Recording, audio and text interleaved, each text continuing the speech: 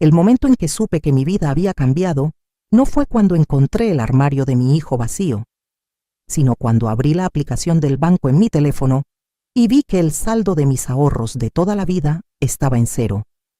No había un error de conexión, ni una falla en el sistema. Los 80.000 euros que había guardado tras vender el pequeño local de mi difunto esposo habían desaparecido en una sola transferencia realizada esa misma madrugada. Me llamo Beatriz Silva. Tengo 65 años y siempre he sido una mujer de costumbres silenciosas. No grité. No tiré el teléfono contra la pared. Simplemente me senté en la silla del comedor, sintiendo cómo el frío de la mañana se me colaba en los huesos, intentando procesar que Mateo, mi propio hijo, me había dejado sin nada. Sabía que él tenía acceso a esa cuenta. Lo habíamos configurado así para emergencias médicas. Esa fue mi primera y última equivocación. Mientras miraba la pantalla, escuché la llave girar en la cerradura de la puerta principal. Era Carmen, mi nuera.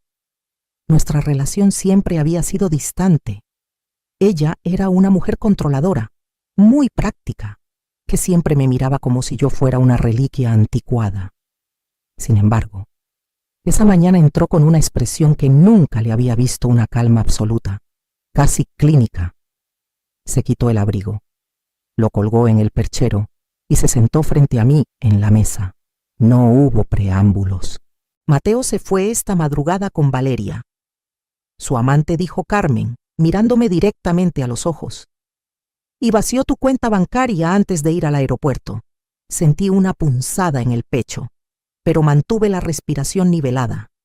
Estaba a punto de preguntarle cómo íbamos a sobrevivir, cuando ella se inclinó hacia adelante, cruzó las manos sobre la mesa y pronunció unas palabras que cambiaron el rumbo de todo. Mamá, no te preocupes. Ya me encargué de todo. La miré en silencio, esperando. No sabía si creerle o pedirle que saliera de mi casa, pero la firmeza en su voz me obligó a escuchar. Me levanté despacio y fui a la cocina para preparar café. La rutina de medir el agua y poner el filtro me ayudaba a pensar.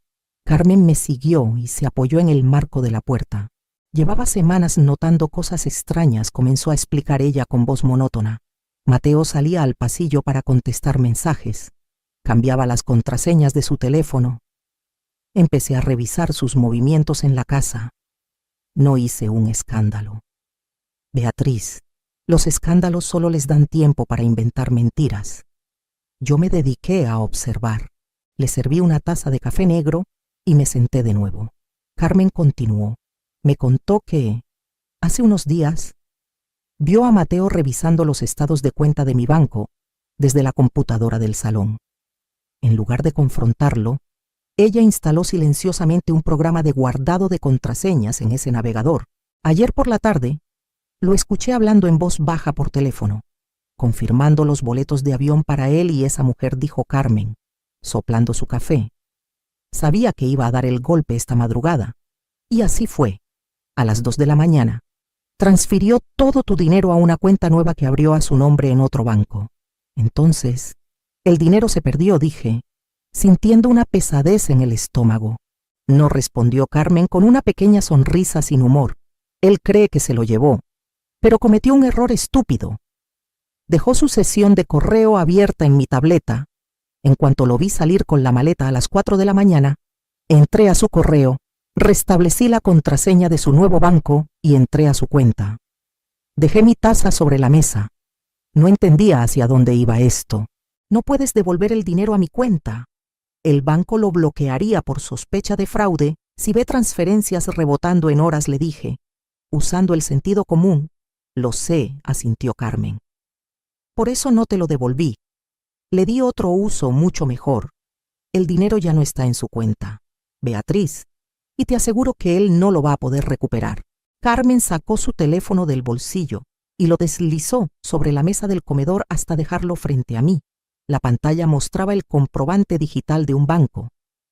Me puse los lentes de lectura y analicé el documento. Mateo había robado mis ahorros, sí. Pero Carmen, al entrar a la cuenta de mi hijo, No había intentado una maniobra ilegal de recuperación. Había hecho una transferencia directa y autorizada desde la cuenta a nombre de Mateo hacia la entidad financiera que manejaba la hipoteca de esta misma casa en la que estábamos sentadas. Pagué el saldo total de tu hipoteca, dijo Carmen en voz baja. Los 60.000 euros que debías. Con el resto, adelanté los impuestos de propiedad de los próximos 5 años y liquidé la deuda del coche que está a tu nombre, el cual, por cierto, él me dejó estacionado en el aeropuerto.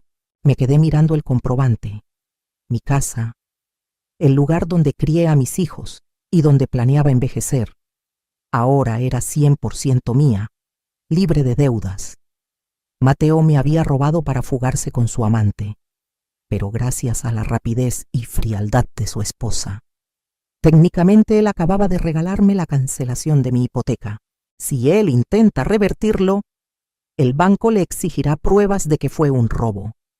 Pero el dinero fue directamente a pagar una deuda familiar, desde su propia IP y su dispositivo de confianza en casa, explicó Carmen.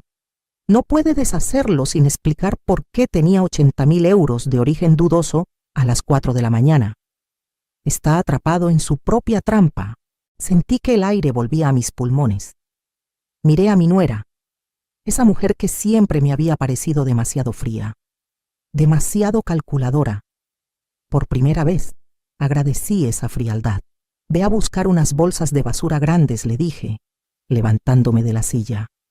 Si mi hijo ya pagó su cuota por abandonar a su familia, es hora de limpiar su armario. No quiero ver su ropa aquí cuando anochezca. Estábamos a la mitad del proceso de meter la ropa de Mateo en bolsas negras cuando escuché pasos apresurados en el pasillo de la entrada. Era Elena, mi hija menor.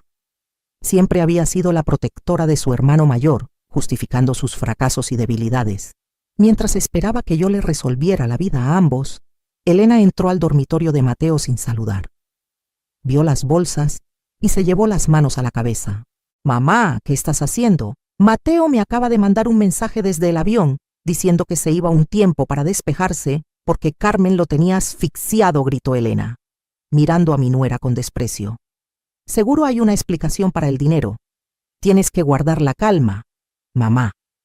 Podemos pedir un préstamo sobre esta casa para que sobrevivas mientras él vuelve». Dejé la camisa de Mateo que estaba doblando y miré a mi hija. Ella no sabía de la amante. No sabía que el dinero ya estaba invertido en la hipoteca. Y por su actitud, me quedó claro que estaba dispuesta a sacrificar mi techo para proteger las mentiras de su hermano. No discutí con ella. No le levanté la voz. Caminé tranquilamente hacia el recibidor, donde Elena había dejado su bolso sobre una silla. Abrí la cremallera, busqué en el interior y saqué el llavero con la llave de mi casa que le había dado años atrás. La desenganché y me la guardé en el bolsillo de mi delantal. «¿Qué haces?», preguntó Elena, confundida, siguiéndome al pasillo. Reduciendo riesgos, le respondí con voz firme. «Esta casa es mía. El dinero que tu hermano se llevó era para mi vejez. Si tu instinto es pedirme que me endeude para justificar a un ladrón, entonces no necesitas tener acceso libre a mi hogar». «Es tu hijo», reclamó, alzando la voz, «y tú eres mi hija, y deberías estar asegurándote de que tu madre tenga para comer». No defendiendo a quien la dejó en ceros, le señalé la puerta abierta. «Ve con cuidado, Elena, y no vuelvas hasta que sepas distinguir de qué lado está la decencia». Se quedó paralizada, esperando que yo cediera, como siempre lo hacía, pero me di la vuelta y seguí empacando. Minutos después, escuché el portazo. La casa por fin estaba en paz, pero sabía que el verdadero impacto llegaría pronto. Esa tarde, Carmen y yo terminamos de limpiar todo rastro de Mateo. Apilamos las bolsas negras en el garaje. No hubo lágrimas, ni abrazos dramáticos entre nosotras. Había trabajo por hacer.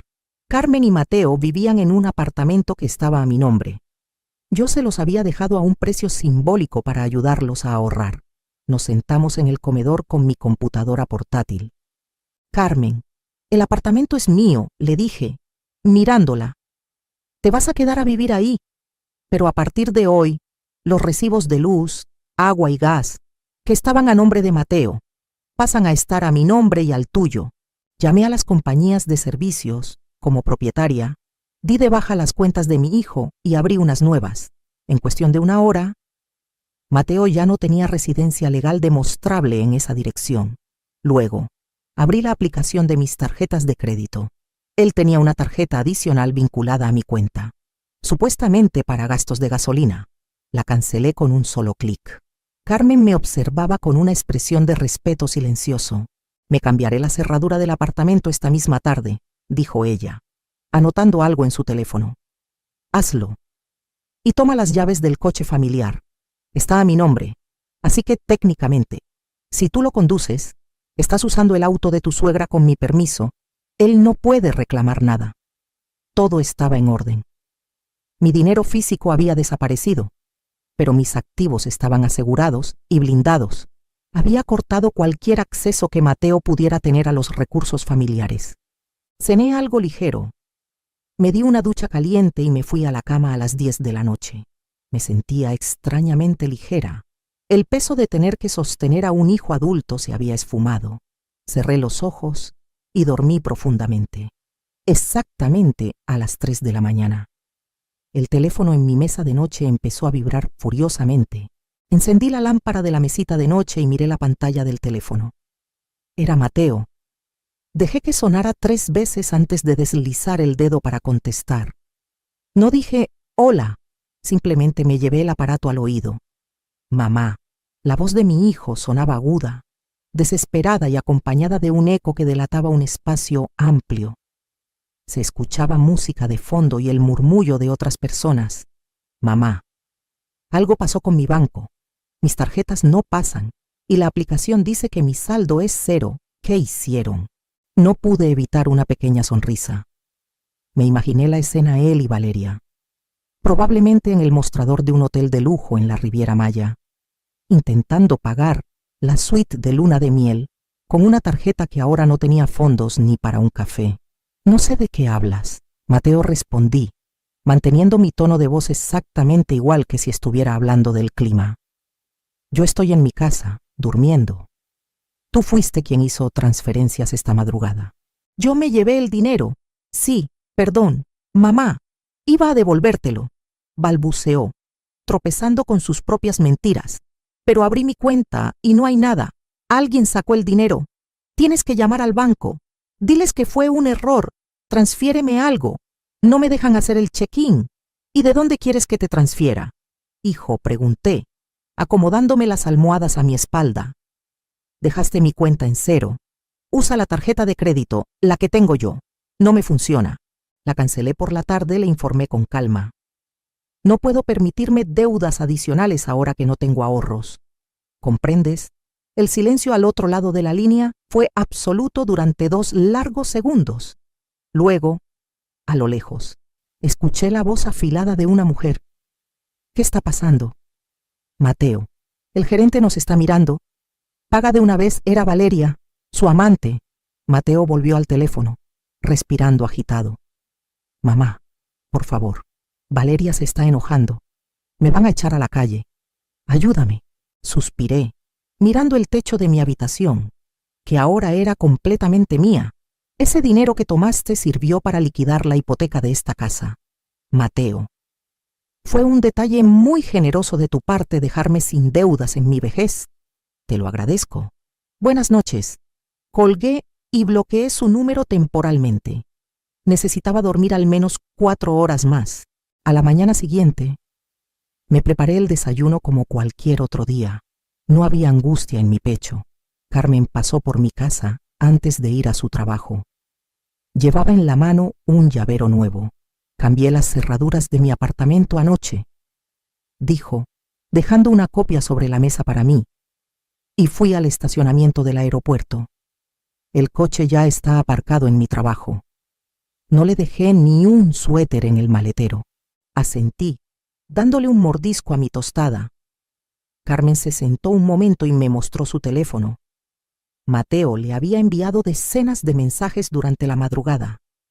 Eran una mezcla patética de insultos, súplicas y amenazas vacías. Carmen simplemente lo había dejado en leído. Me mandó un mensaje de voz diciendo que Valeria se fue del hotel a las 5 de la mañana. Comentó Carmen, sin ninguna emoción en el rostro. Al parecer, la señorita solo estaba enamorada del hombre que le prometió una vida de lujo, financiada con el dinero de su madre. En cuanto se dio cuenta de que no había tarjetas negras ni efectivo, tomó un taxi y lo dejó ahí. ¿Dónde durmió Mateo?, pregunté, por mera curiosidad, no por preocupación, en un sillón del vestíbulo del hotel, hasta que los guardias lo echaron al amanecer. Dice que está buscando un autobús barato para intentar regresar. Esa tarde, el teléfono fijo de la casa sonó. Era Elena. Seguramente Mateo había logrado contactarla para llorarle. No contesté. Fui al panel de control del teléfono y desconecté el cable de la pared.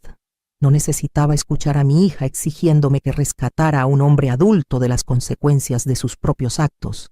Tenía el control de mi casa, de mis cuentas y de mi paz. El dinero en efectivo ya no estaba, es cierto, pero mi patrimonio había quedado asegurado gracias a la rapidez de la mujer que yo solía criticar. Habíamos construido un muro de realidad, y Mateo estaba a punto de estrellarse contra él. Los días siguientes transcurrieron con una tranquilidad que no había sentido en años. Sin las exigencias económicas de Mateo, descubrí que mi pensión de viudez me alcanzaba perfectamente para vivir bien. Empecé a arreglar el jardín de la entrada, algo que había pospuesto por falta de presupuesto. Una tarde, mientras podaba los rosales, vi el coche de mi hija Elena estacionarse bruscamente frente a la casa. Bajó dando zancadas, con el rostro rojo de frustración. Me mantuve en mi sitio, con las tijeras de podar en la mano. Mamá gritó desde la acera, sin atreverse a cruzar la pequeña reja. Mateo lleva 3 días viviendo en el sofá de mi casa. No tiene dinero, no tiene ropa limpia y se la pasa llorando. ¿Por qué no le respondes las llamadas? Porque no tengo nada que decirle, respondí, cortando una rama seca. Es tu hijo. Tienes que dejar que vuelva a su apartamento. Carmen no lo deja entrar y cambió la cerradura. Me enderecé y la miré fijamente. Ese apartamento es de mi propiedad, Elena. Carmen paga los servicios y vive ahí porque sabe comportarse como una adulta funcional. Tu hermano intentó dejarme en la calle. Si tanto te duele su situación, manténlo tú. No puedo mantenerlo. Mi marido está furioso por tenerlo ahí, soltó ella, revelando la verdadera razón de su visita. No venía por compasión hacia él, sino por la incomodidad en su propio hogar. Ese es el problema de asumir las cargas que no te corresponden. Hija, le dije con voz suave pero cortante, aprende a poner límites, o te arrastrará con él. Que tengas buena tarde. Volví a mi trabajo con las rosas. Elena se quedó parada allí 1 minuto entero, esperando una discusión que nunca le di.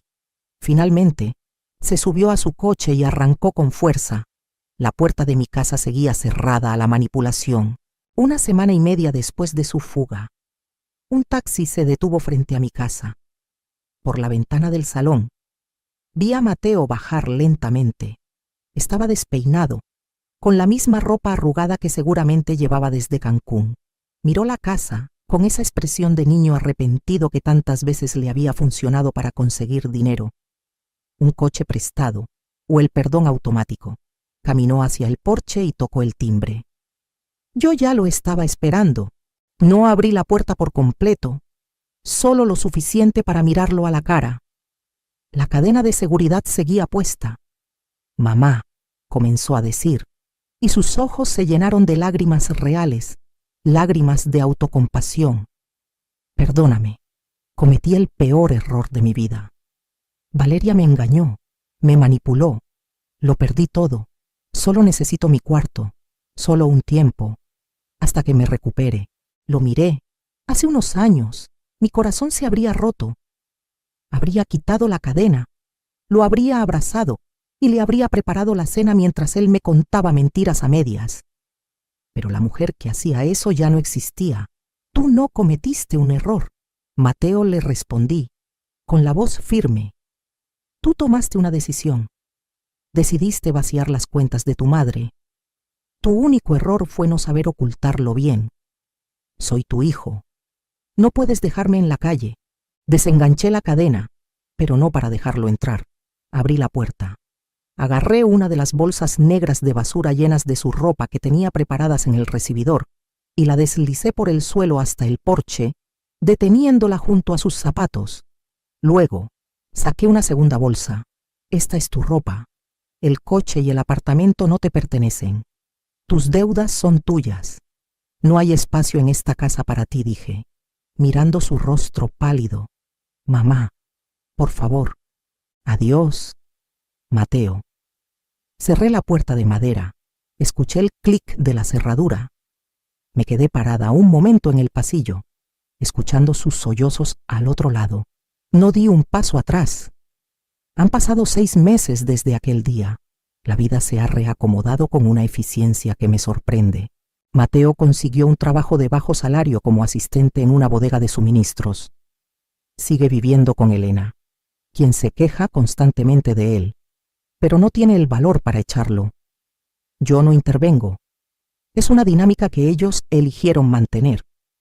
De vez en cuando él intenta llamarme. Yo contesto una de cada 10 llamadas. Le pregunto por su salud y cuelgo a los 3 minutos. No hay odio en mí, pero tampoco hay espacio para la confianza. Carmen y yo encontramos un extraño pero sólido respeto mutuo. No nos volvimos las mejores amigas ni nos damos abrazos emotivos. Pero una vez cada 2 semanas, ella viene a la casa.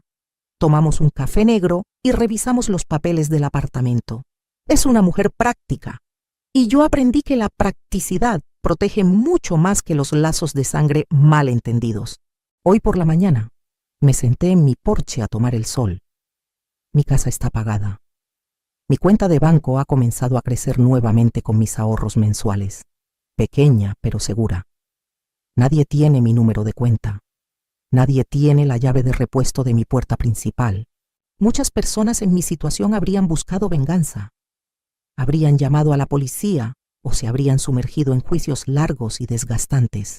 Yo elegí otro camino. Elegí controlar lo que era mío, mi casa, mi dinero, mis llaves y mi espacio. La gente dice que el amor de una madre no tiene límites. Yo descubrí que los límites son la única forma de amar sin destruirse a uno mismo. Mateo vació mi cuenta esperando dejarme en la ruina, pero lo único que logró fue enseñarme a cerrar la puerta. Y por primera vez en mi vida, el sonido de esa cerradura se siente como pura libertad.